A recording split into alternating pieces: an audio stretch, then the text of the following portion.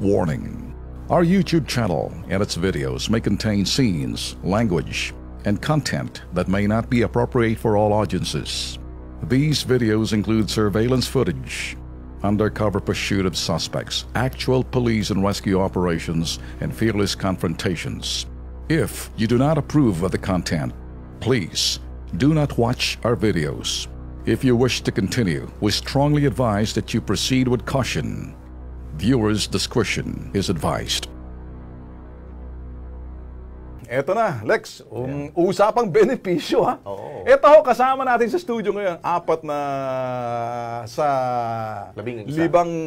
labing isang construction worker para isumbong ang pandedehado ho umano ng kanilang construction company sa kanilang pinagtatrabahuan. 3 hanggang 7 taon na daw silang nagtatrabaho rito pero ni isang benepisyo, wala raw silang natatanggap. Abay, eto, sige, tanungin natin sino. Sige, kayong apat, ano? Kasama natin, Lex. Pakipaliwanag nga kung bakit 4 at ibang isa niyo, 7 taon na, matagal na. Ano bang klaseng benepisyo? Ito ba tama bang pasahod? Below minimum ma? SSS ba binibigay sa inyo? 13th month ba binibigay sa inyo? Hindi po. Anong Below. Ha? Below minimum. Magkano ang sweldo sa inyo? 375. 375. Magkano bang minimum, di ba? 400 something, almost 500 na. So, okay, below minimum kayo, matagal na yung sweldo ninyo. Ilang taon mo na sinisweldo yung below minimum na yan? Matagal na? Matagal na po, sir. Ganun na, 300 pa, hindi pa? Bali, 350 po yung sahod ko ngayon, sir. Simula noon.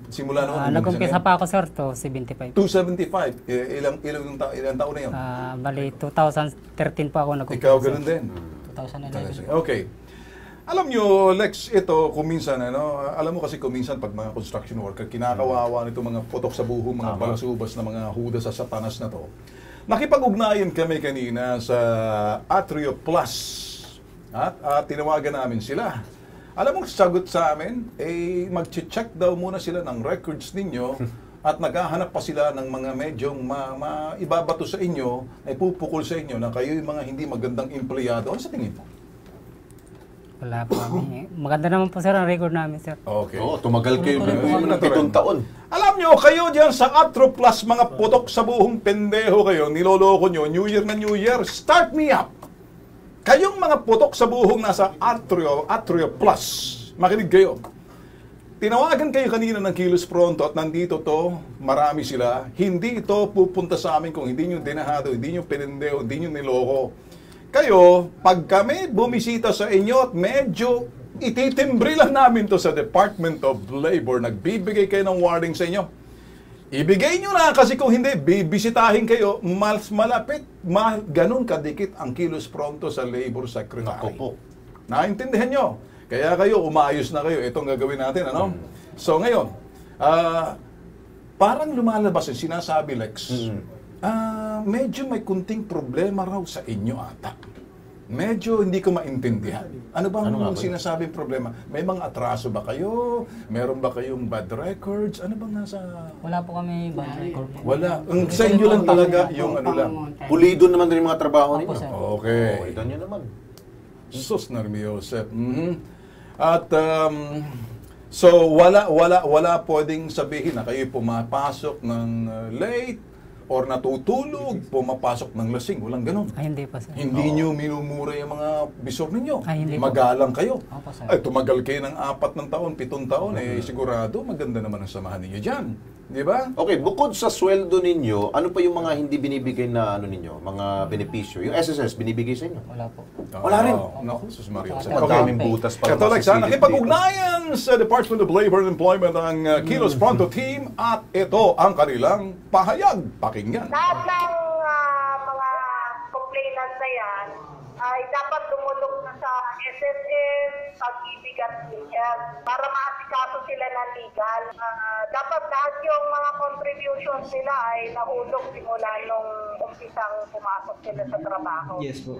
Pwede silang pumunta rito sa office namin para maasisihan namin sila. Pwede na rin silang dumulog sa 3 ahensya na yon para maasikaso. Alright, para mapaiksi natin, Lex, ano?